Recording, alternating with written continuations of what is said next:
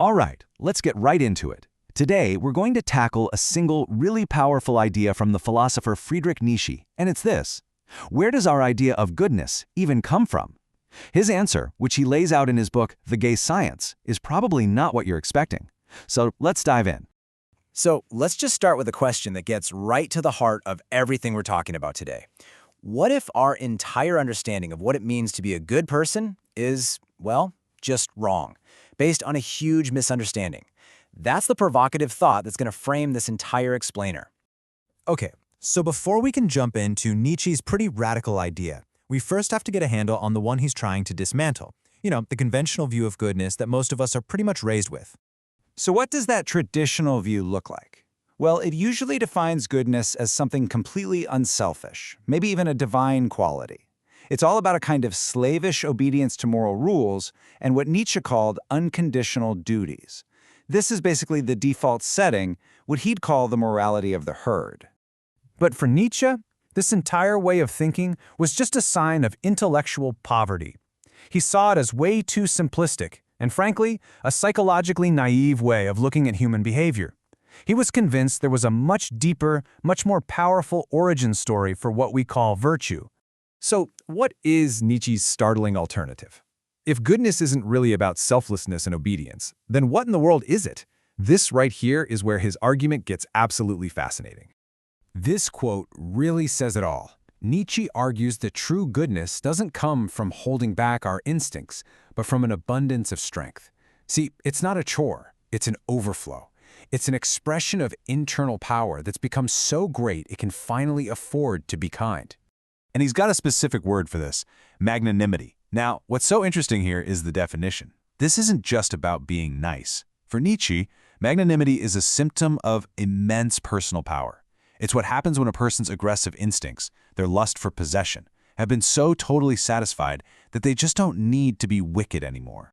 This chart does a fantastic job of laying out the two opposing views. On one side, you've got the herd goodness. It's reactive, it's based on obedience, and it really comes from a place of weakness.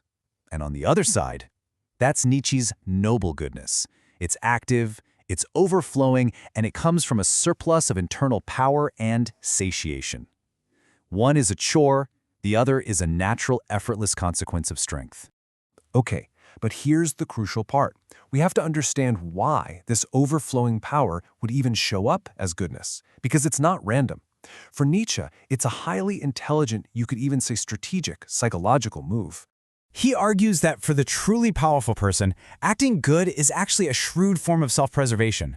Think about it.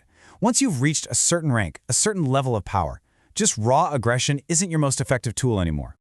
And here's the strategy behind it.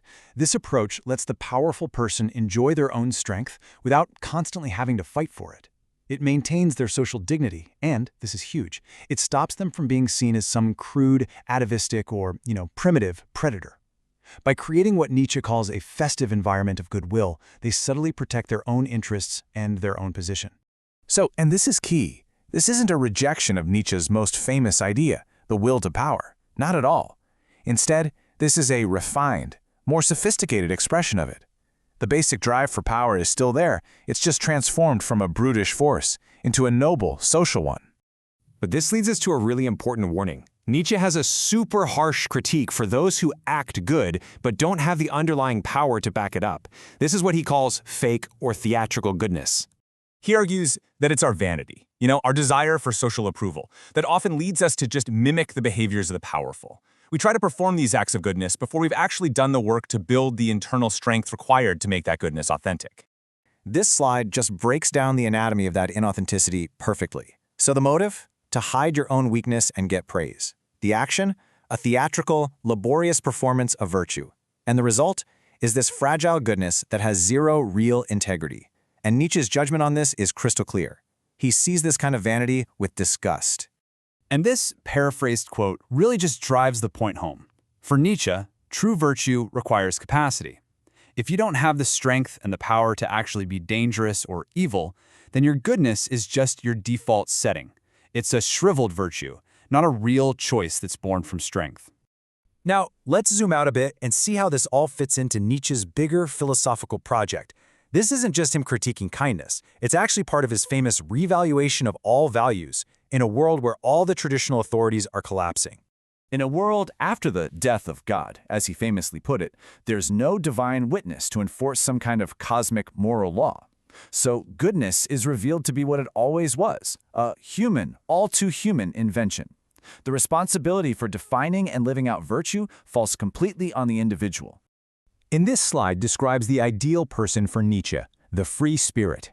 This person isn't looking to other people for their moral code. They find their own purpose. They become sovereign in their own choices. And they act from a place of ancient pride. Their magnanimity, their goodness, comes from being whole and complete, not from being obedient. So you see, the ultimate goal isn't just to be good by someone else's definition. The goal is self-overcoming. That process of mastering your own impulses and turning your internal power into a creative, life-affirming force. And this brings us to Nietzsche's beautiful final vision. True dignity isn't found in some solemn duty, but in the laughter and the joy of a spirit that is so strong, so complete, that its goodness just flows out of it as a noble necessity. It's a festive, powerful, and deeply authentic way of being. And so we end right where we began, with a question for you. After this whole Nietzschean audit of virtue, is your goodness a duty that you feel you have to follow, or is it a genuine strength that you possess? It's a challenging thought for sure, and one that gets to the very core of who we are. Thanks for joining me.